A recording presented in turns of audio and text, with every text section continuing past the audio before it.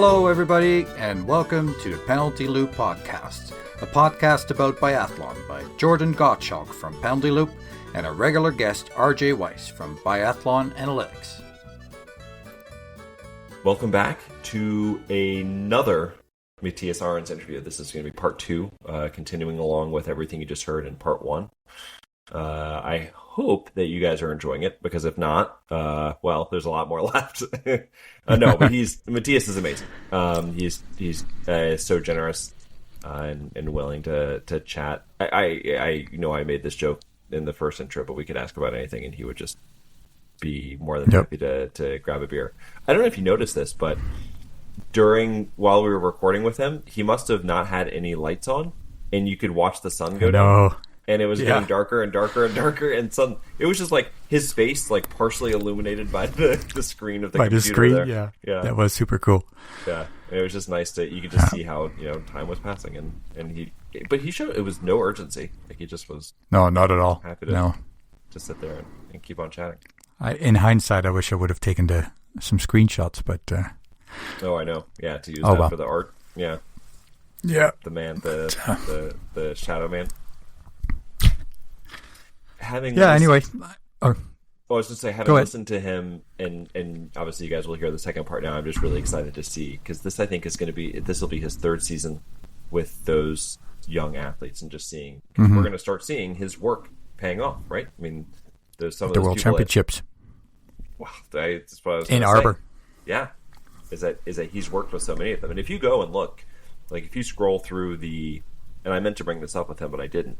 But if you scroll through the German roster and then you can cross match it with the athletes that he particularly has trained, there are a number of them that are on that roster that should, in theory, I mean, those are just the training rosters, but in theory we should be seeing them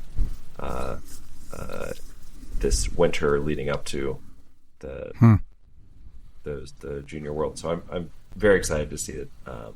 We know how good he is. And see, I would have thought with you bailing at the end that you weren't that interested anymore, but well, so what happened was that we went so long that I had to leave to go pick up my kids, and I thought we had plenty of time, but part of the problem was it took us half an hour to get the interview going because of the problems with the software, but finally got it going, and then had to run at the end.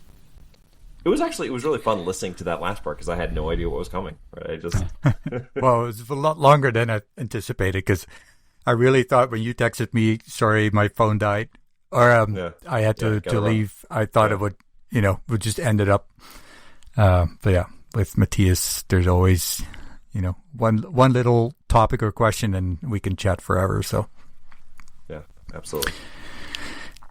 So, assuming you enjoyed the first part, have fun enjoying the second part. Oh, you certainly will. So that's happening.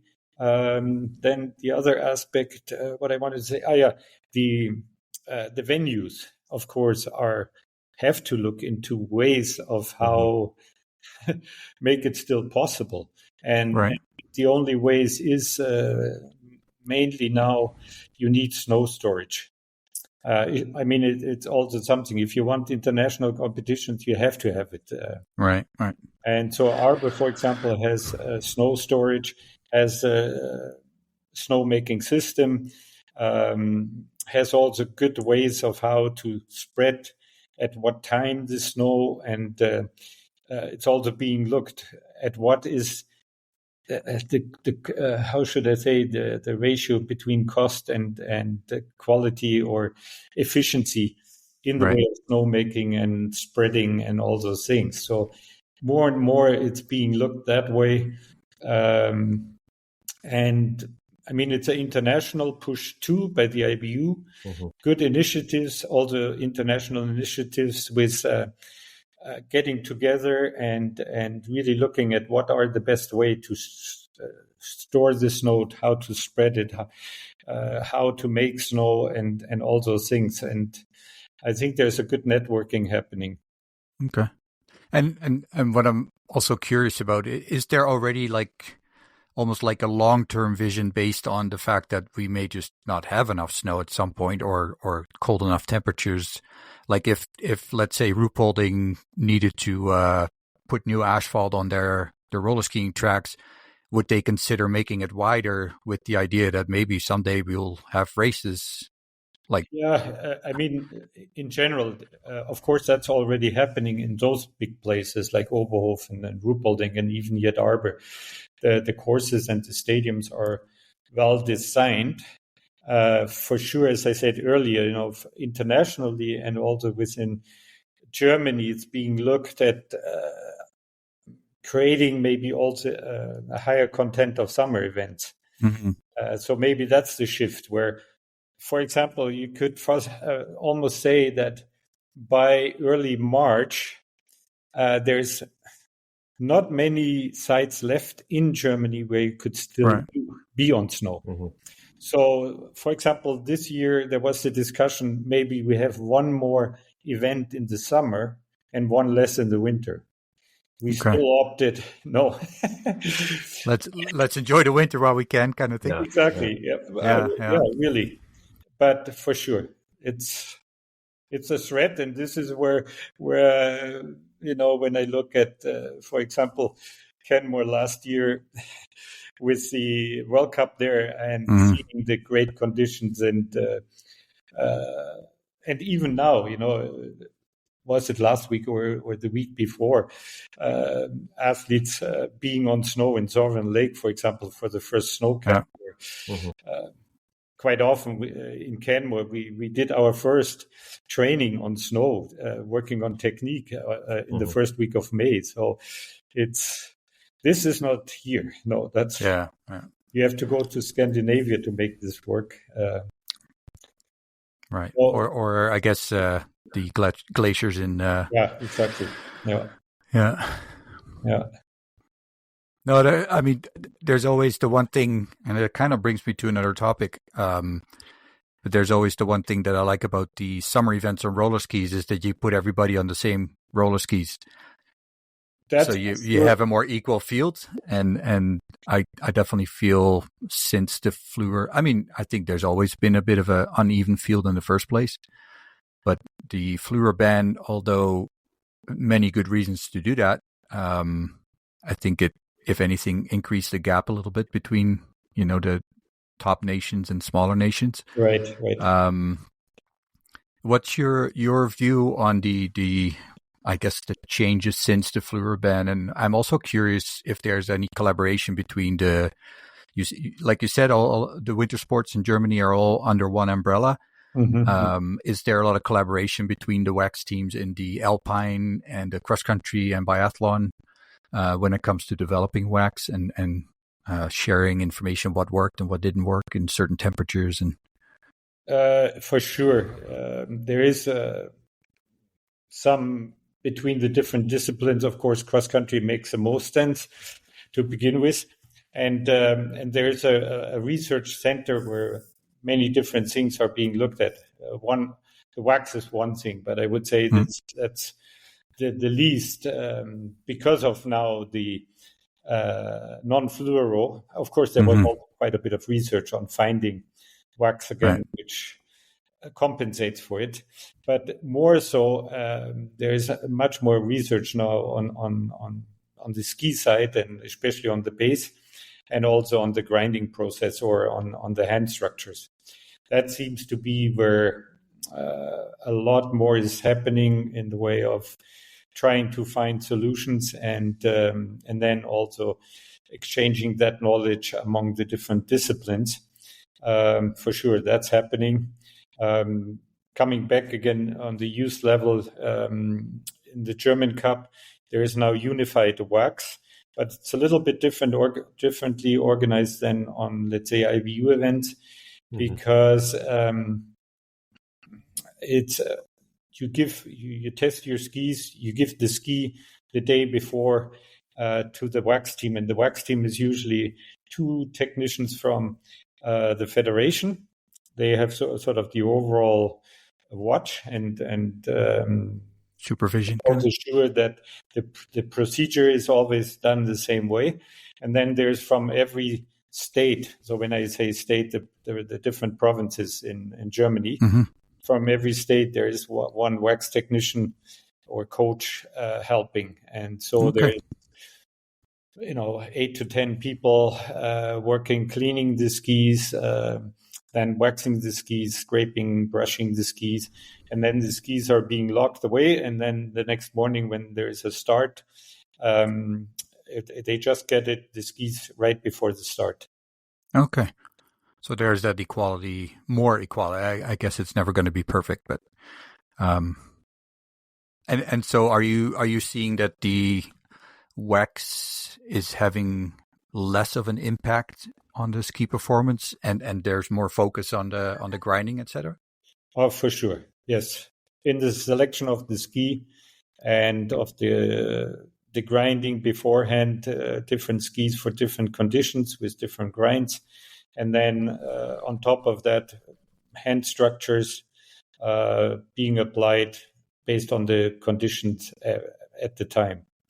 Okay. Yeah. And would you say, is that a cheaper investment or a more investment, or? It's first, I should say for the national series, it's cheaper by far. Right. Because one thing is you need less technicians. Second is you need less wax and cheaper wax. And but I would say, on international events, it's not cheaper because the wax is now being used. They're not really cheaper. They're the same or even higher. And yeah. So for sure, on the developmental level, it's nice because parents, families don't have to. It's actually less expensive than it used to be. And I think those hand grinding and etc. is also. Do they change that per event, or is that? Yeah. So the skis are usually being done by experts in the way of those grinding machines, and you have, let's say, a more experienced athlete has several pairs of skis, and they are prepared for different conditions in the way of, well, the flex pattern of the ski, the base of the ski, and then the grinding. And then if it gets really, the hand structures applied are more, what are the conditions now at this specific location? Right. And it's a little bit of guesswork because sometimes, the day you test, let's say it's raining and the next day it's snowing. So maybe in anticipation with the forecast, you can say, oh, I risk it and I put this structure on. Or you say, no, this is too risky. I just leave it as it is. So the grind is more like you have a wet grind and a dry grind and a mushy grind, and then exactly. the day of the event you adjust with hand especially structure. When it's wet and soft, and the hand structures become a bigger role. Right. Yeah. Right. Yeah, because it definitely seemed in the World Cup, other than the gap between different nations, that there were more hits and misses, so to speak, where some top athletes just had really rough luck with their skis, it seemed. Yeah, for sure. I agree. Yeah. No, and another topic I was interested in, because we had those the new bindings on the Mashus system. Now, of course, we just learned that one of the biggest athletes on Mashus is switching to Fischer in Sturla Holmlag, right? Yeah. Which kind of makes me think that, the boots and the bindings probably don't make that much of a difference, but because I don't know if he would have switched otherwise. I mean, I'm sure there's also just a lot of money involved, but yeah, hard to say. I agree. I believe also there is not that much difference. I personally, I find it sad because it's a completely new system again, and all those years now where it was unified to one system, It was so much easier for everyone, really. And I think those systems worked. I don't see the big difference. I've tried it. I don't really see it. It makes such a huge difference. But I'd rather have seen problems with it, to be honest. But yeah. Do you see a lot of interest in it though? Like, is it pretty common now to see athletes on the mass shoes? It's still on the development level. It's still very low. Right. I actually have not seen maybe one. I think they're also crazy expensive. And I think the reason is that the cost factor. If you now have to change again all your skis to a new binding system and the boots and everything, it's just a huge cost factor. And I don't think the breakthrough has been seen yet, even on the highest level, that suddenly there is so many more switching, because they would if it saves them, or it makes them go faster. Yeah.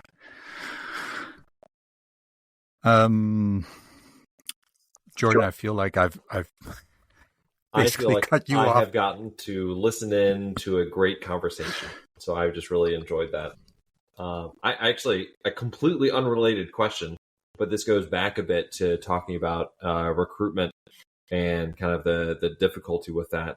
I was wondering if you saw any increase in interest with Franzi's run to the globe this year, and for the first time in a few years having a German at the top, if that made any difference for young people getting interested, or was there any increase in participation at all? Hard to judge, really. I mean, for sure, that has a huge impact in general. Just seeing the overall globe being a German woman, and how she actually had to fight for it. And it was so exciting all the way till the end. And for me, it's a tremendous success on the mental side. That's incredible. And I always said to my athletes, this is something if they can take some aspects from that,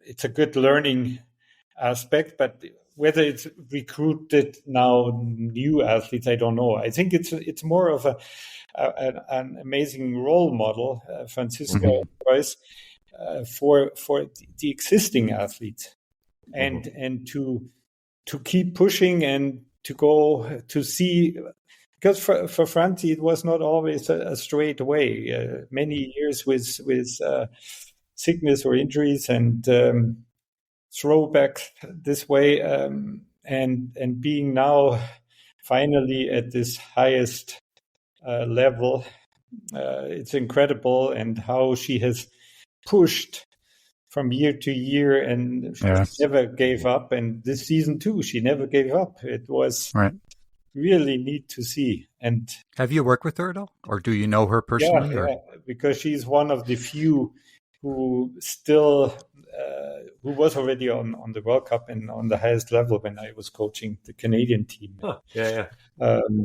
We are good friends. The same with Simon, her partner, and we're staying sort of a bit in touch during the season, texting a little bit back and forth. But when I go with my team to Ruhpolding and she's training there, we always have a chat. And so would you say? So I'm assuming you saw the final mass start. Was the emotion for when Lou Jean Monod fell, was your emotion stronger that Preuss was going to win it, or feeling sad about the season ending with somebody falling? I must say, I was cheering for Franzi. Right, yeah. Not because I'm German, or it's more because I know her as a person, and I know her with how many things she struggled through her career, and I really thought this would be so neat if she can make this happen. And but I also, of course, I have great respect for Lou, and I think it was an absolute exciting battle the two had.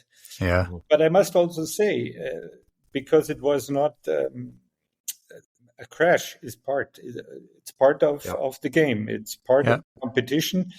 It was unfortunate because it would have been maybe a different ending in the way of, for sure, an amazing fight there at the end.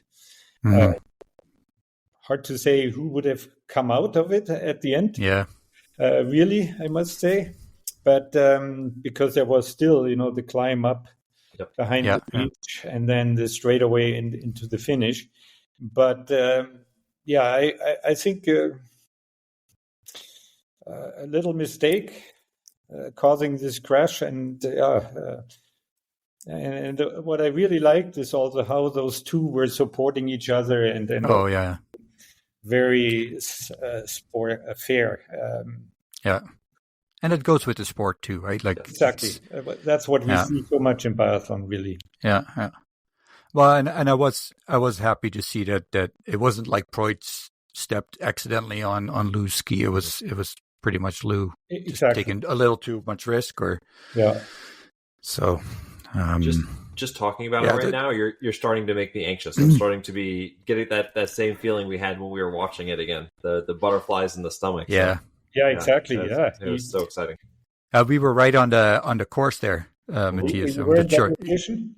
Yeah, we went to Oslo to the World Cup. So, but where were you during the race? Basically on that bridge when they leave the stadium. So I was focusing more on the final turns. Right. So I didn't see it, but I think Jordan, you saw the thing happen in front of you, right? Yeah, it was actually I was over there standing next to Emma Lunder and Adam Reynolds and those guys when it happened. So it was pretty. Oh, man. Yeah. So were there any? Can't get much closer than that. No.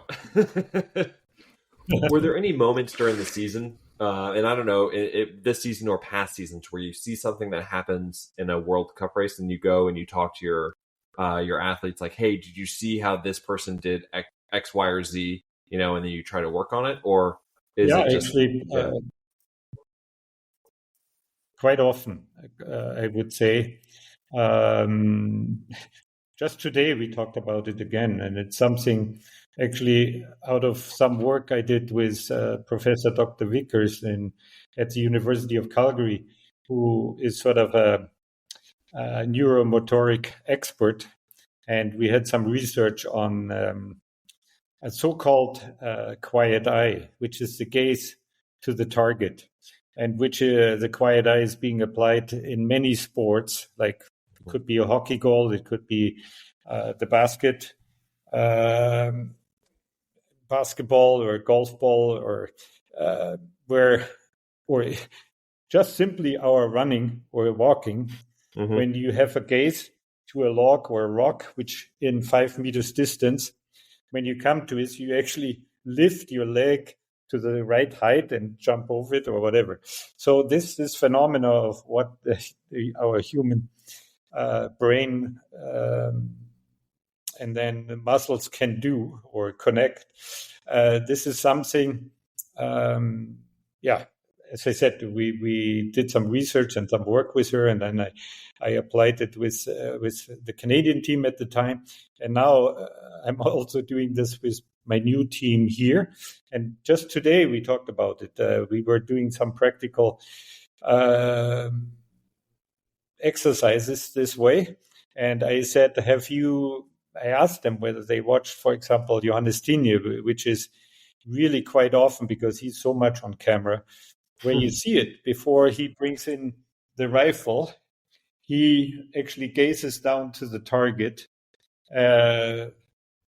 some seconds before to make that initial contact and gaze. Just as an example, because it just happened today.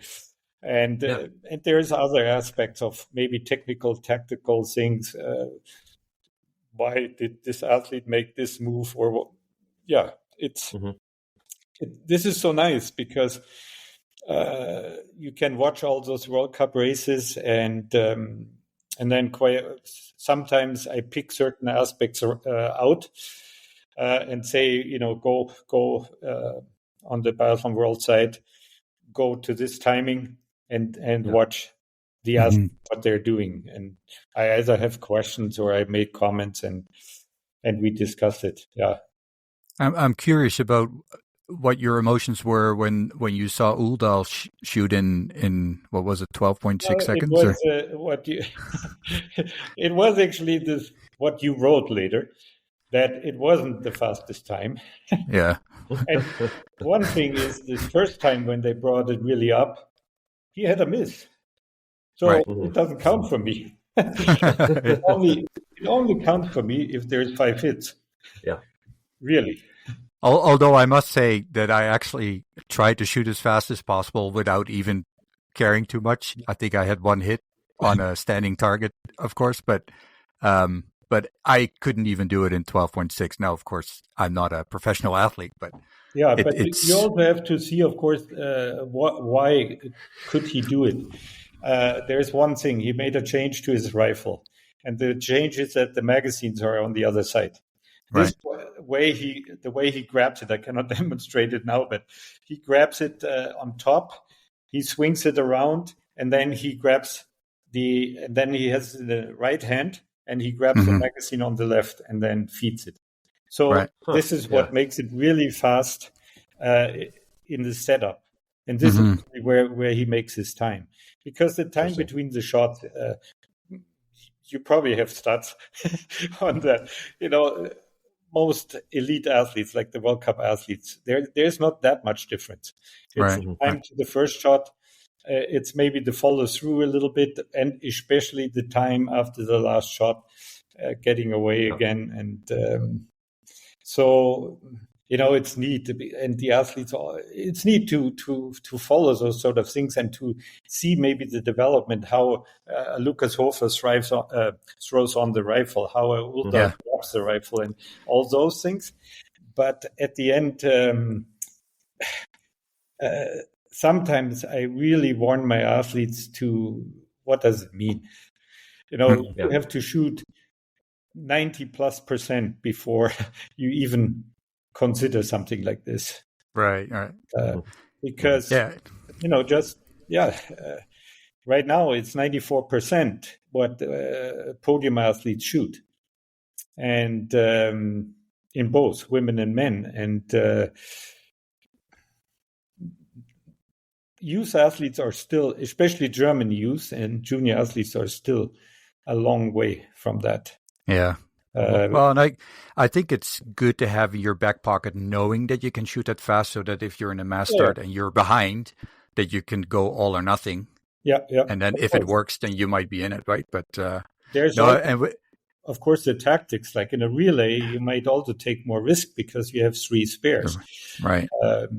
But yeah, But again, with developing athletes, they see nowadays everything, Instagram, YouTube, and TV, and what's and so on. And sometimes they pick something and they think this is the way it has to be done. But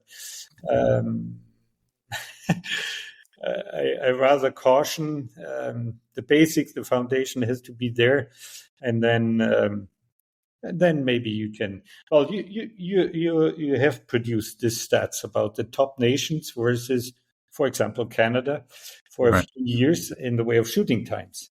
Where there is sort of the golden block, and how other nations compare to that. Yeah. Where the golden block is maybe 2 seconds faster than the average of the field, and then some countries are, maybe 5 seconds faster and 10% lower in percent. Quality. I was also curious. To me, it seems like that more and more athletes are shooting without an eye shield, or like one of those rubber blocks in front of their eyes. I know historically that was pretty much a no-no to shoot without any eye cover. yeah, this is now already quite a few years, and I also try with my athletes to shoot without any landers, and the reason is really well, there's several reasons, but one main one I see in standing, that you actually can create better balance when you have two eyes open. The other one is, of course, especially in prone shooting, you see more when the wind changes, even within a bout. And so if it's possible with an athlete that there's no sort of issues with blinking and with eye domination and issues like that, then I think it should be tried. Again, with this group of 12 athletes I had, there were definitely 2, 3 at the beginning. They really did not like it. And I said, okay, but you have to try it now for the next at least 4 weeks. And then you can decide. If you're not happy, then, and none has switched back. So now it's, and especially when you look at, as we spoke here about Norwegian examples, from the ones on the World Cup, they all shoot without. So there's many top athletes who are now shooting without. What's your, because I've also noticed there seem to be gradually more and more athletes that shoot left-handed, kind of. What's your guess? How many athletes at the World Cup level shoot, standard right-handed, but are actually left eye dominant? Oh, like, is that still pretty common, or is that at that level? I mean, in general, I would say it's 90% are shooting right-handed, but I don't know the exact percentage, the exact number. But I would always try to get someone switched. Right. At a young age, especially. Yeah, exactly. Yeah. But I have one athlete. She is left-handed. Okay. Yeah. Because it might be a bit easier now to get a left-handed rifle, or? Here, it's not easy, but here in Germany, yes, I would say it's in North America probably quite difficult. Yeah. Because there's just not the same amount of biathletes and left-handed biathletes. But here in Germany, in Europe in general, I think it's easier, but it's not. It's still hard to find. Yeah, no, yeah. Yeah. And you mentioned Hofer with putting on the rifle super quick after the shooting. I've always wondered if you are practicing with athletes, or if you happen to know how Hofer did it, but do athletes have like a dummy rifle that's the same weight, but that, when you practice that kind of thing, that you can actually, that you're okay if you just happen to throw it in the bush? But it doesn't happen like as Benjamin Weger. Okay. Yeah. He throw his rifle away. Anyway, no, not with dummy rifles, but more we practice. And actually, that was part of last week's sort of topic, and it's also first taking the rifle off. And my favorite side is actually over the left shoulder, because it's okay. Well, not because of Uldal, because again, as I mentioned, for him it's special the way he has changed his magazines and everything. But just in general, even with a regular rifle, a regular setup, over the left shoulder, when you do it right, you have one how should I say, movement less, and it's a bit quicker. Right. And then throwing on the rifle, I mean, For me, it does not have to be like Hofer, really throwing it on and catching it mid-flight. Yeah. It's cool. I mean, it looks cool, and he's perfect in it.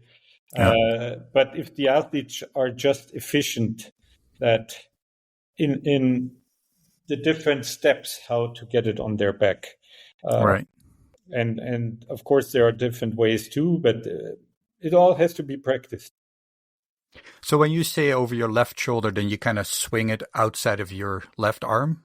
Yeah, because I've also seen them that they pull it under, which when sometimes athletes try to do the same as Uldar, they're actually, in my eyes, too low with the barrel, because as they go around, the barrel points to the next competitor or down, right? Which is really not allowed. So right. It has to be practiced in a way that the rifle, the barrel, the muzzle still looks up. Mm-hmm. Before Although the Norwegians have a little more liberty, I think, on the range, because I still cannot get over. Was it Strunzheim who took his skis off and picked up his magazine or something over. like that? Yeah. I thought it was a pretty big no-no, but apparently it was okay. Yeah, but those things, happen at all levels. That there is a blank. I would say it's a blank, and this is why it's so important that we follow really safety rules and protocols. For example, now we implemented in Germany that after when the rifle is not in action, when you leave the range, you have to put in a little. It's actually a plastic bullet. It goes into the barrel with a red string. And that shows that there is no live ammunition in it. It comes out where the chamber is, so you see it. And you have to go also to the rifle control this way. And so this kind of education is good, and it also is controllable. Right. Because sometimes it's hard, especially when it's in a rifle bag. Can you see that there is no ammunition on the rifle, that there is nothing in the barrel and all this? Right. So right. I think this is, those kinds of measures are good at every level, because, stupid mistakes are being made, of being fatigued or being distracted or... Well, we see the current World Cup winner, who was it last year that he accidentally fired a shot in a hotel? Right. But I've also heard from numerous coaches that they're a little bit worried about kids now growing up with the lasers, because obviously if you accidentally walk through a so-called range when they're shooting that, it's not life-threatening, but it also, makes people maybe a little less focused or concerned about walking in the wrong spot. Yeah. But I don't know if you see that, but since there's not that much being used here yet, besides indoors, I haven't really heard yet what sort of thoughts there are.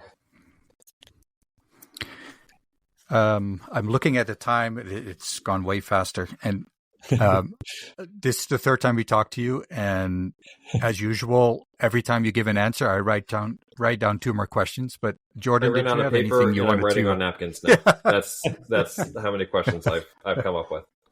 I can hold on to them except for one. There's the one question I had was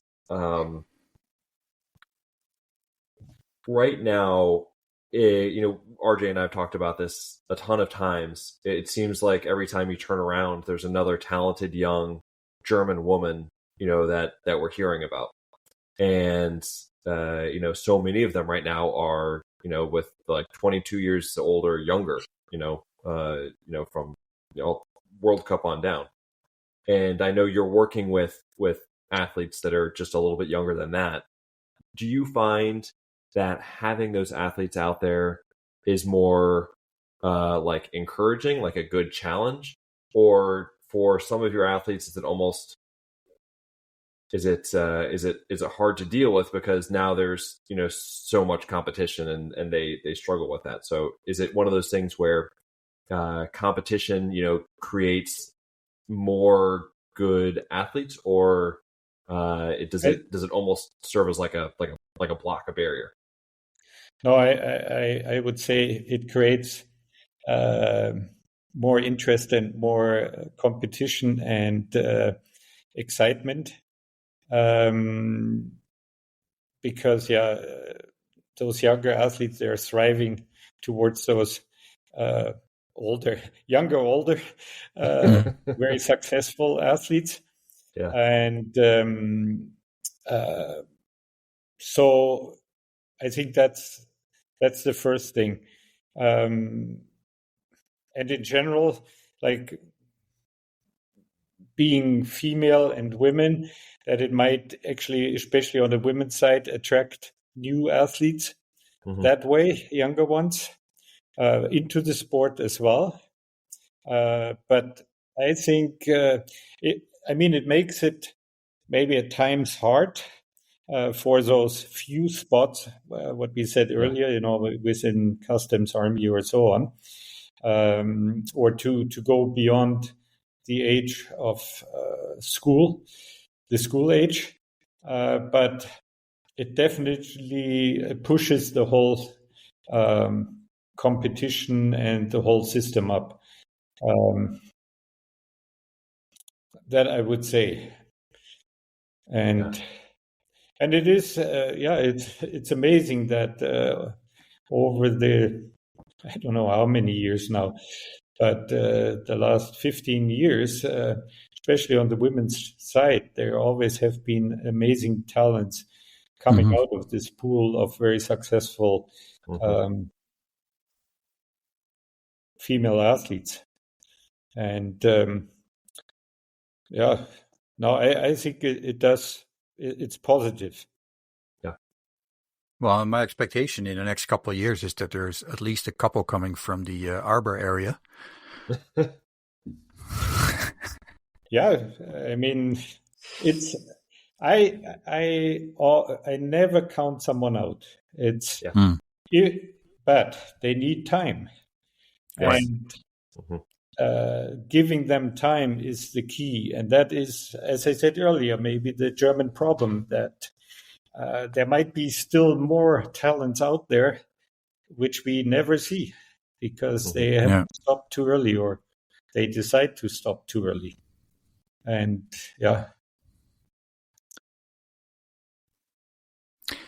Jordan, you said you had a whole list left. I will hold on to them for another time. This just means that we have to have Matthias back. I do have a couple of quick questions. You mentioned Berchtesgaden. For some reason, that sounds really familiar. Is that do they have a well-known range, or? No. The Berchtesgaden is more known actually for alpine skiing. So this ski gymnasium or sports school is for all winter sports. There is alpine, there is skier cross, there is ski jumping, there is freestyle. They actually just built last year a huge ramp with air, how do you call them, a jumping... Or like a mattress to land on? Mattress where they can jump into. And then there's, of course, cross-country skiing and biathlon. And the school is up on the mountain, right where the alpine ski area is. So, of course, you can run and up there and mountain bike and things like that. In the winter, there's a shooting range and a trail just below. But that's just in the winter. In the summer, we have to drive about 20 minutes. It's actually an army base, but there's a roller ski track and there is a shooting range. It's not a competitive site because it's within, how should I say, an exercise reserve for the army. And within that place is a biathlon range we can use. And then, of course, Ruhpolding. But that's almost an hour away. So route building, we would only go to like once a month, but then for let's say 5 days or a week. And I think when you said army, that triggered. I wonder if I know it from the Second World War, because that, of course, was the very ugly history of being the retreat of Hitler up there. All right. But it's now, because of that, it's a very popular place for people to travel the history. But it's also, there's a national park, and Königssee is the deepest lake in Germany, and famous, a very beautiful lake. So there's lots of tourists there, nice hiking within the national park, climbing, skiing, all those. Well, Jordan and I have been joking, joking sort of, about potentially going to a World Cup again next year. So maybe we should pick the route holding and do some tourism there. I think so. Route holding is for sure a must. The problem is that every time we talk about a different one, people will tell us that it's a must. No, but in the way of the whole package, competition are everywhere. On the World Cup levels are on the highest level and are exciting and so on. But also the atmosphere. In route building, there's two aspects. One is, as a spectator, you're the closest to a biathlon range you can be on the World Cup. So this is very exciting. And then the after party. So downtown at Champion Park, there is always the award ceremony at night. And then after the award ceremonies, they put up a few different cabins where there is music and dance. And so it's... I have a picture of what that would look like. You mentioned you went recently to the symposium for the German coaches. I was just curious, is Johannes Lucas, was he there as well? RJ, real quick. I gotta go. No, you guys finish up. But I have to run and get the kids. Okay. Yeah, but you guys take all the time you want. Matthias, it was amazing as always. I cannot wait to do it again. Thank you, Jordan. It was nice to see you again. Absolutely. All right. You guys keep going for another couple hours. Maybe I'll be back. And I also should say, with Berchtesgaden, I've been there now because we had a parents' evening, to introduce myself, but also to speak about the program and everything. But otherwise, and I've trained there last year with a camp. But otherwise, of course, it will be new for me, and so I can tell you both more later on. Okay, well, we'll hold you to it, and I'm not going to keep you much longer. But I was just curious if Johannes Lucas was there being a German coach, but not necessarily working for the German. No, this is truly just really working German coaches within the federation. So there is not really any other. It's even interesting, that any of the presenters, there is you usually don't see any international input. It's very much in-house. And so this year was a lot more on the aspect of leadership, psychology, social, emotional aspects.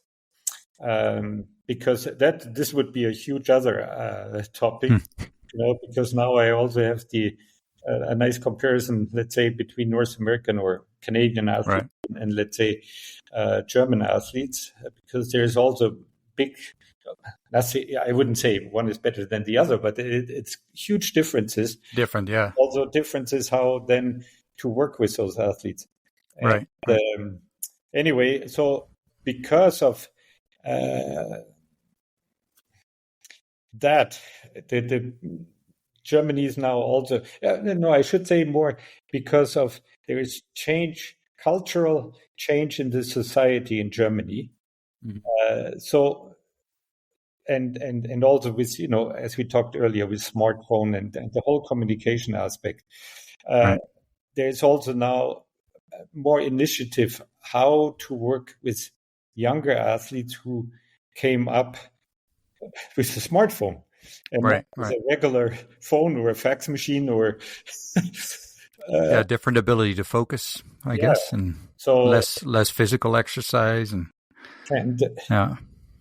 so this was the topic this time, just a Monday, Tuesday. But it's pretty much in-house. It's mainly that all the national team coaches and the development coaches from the different training centers are invited. So it's not an open house. Okay. Like there's not usually club coaches. It's really just the main coaches within the German system for exchange. And then, as I said, it's combined with cross country. So also aligning the system this way a bit, because of course the physiological aspect and the technical aspect are very similar. So we have good discussions there. And so the first 1.5 days are done that way. And then the second part, 1.5 days, when cross country and biathlon leaves, actually Nordic combined and ski jumping comes in. So we usually have a half day all together. So we start biathlon and cross country, and then Nordic combined and ski jumping comes in. We still have 1.5 day together, and then we leave and they finish off. Oh, okay. Yeah, because that's interesting. Of course, that's a bit different from. Yeah. Have you ever done a ski jump? Not as a kid, or no? Because I know that's very popular too in Germany. But yeah. Okay, 2 more questions, and I'll let you go. Inter or PSG? Sorry, Inter Milan or PSG? Who's going to win for the Champions League? I really. You don't follow? Just following ice hockey. Oh, okay. Yeah, they have the World Championships now, right? Exactly, and Germany's out.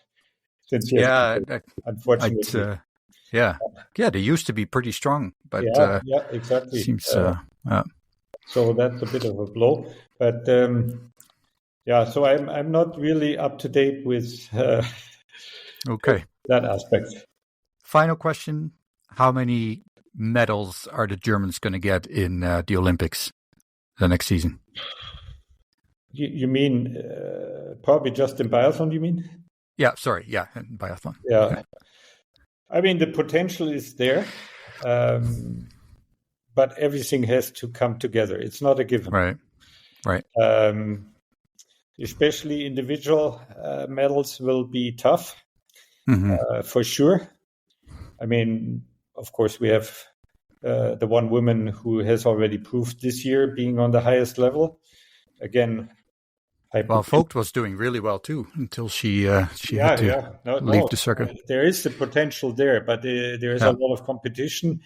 Yeah, and Olympics, you have to hit it on the spot. Altitude, the skiing at altitude, and also the shooting at altitude adds another component. So whoever is the best prepared and healthy and fit at the time, will of course make the podium. At least there will only be 4 French women. So each country exactly will have but anyway, it will be tough, but the potential is there. In individual podiums, same for the relay. But to give a number, I really have my fingers crossed that Strelo and Vogt will be able to put it together in the single mixed. That'd be good to see. Yeah, single mix, of course, is a good chance. Yeah. Anyway, I'm going to let you go. I really appreciate your time, and I apologize for waiting so long to talk to you again. But it was so good to talk to you, and we really hope to have you on again later in the season, if that's possible. Thank you. So thanks again, and I hope things will work out this season and in the World Championship when they're in Arbor, and then in Berchtesgaden after that. So Thank you again. Yeah. Okay. And thanks everyone for listening. And we'll have a next episode coming up soon. Take care.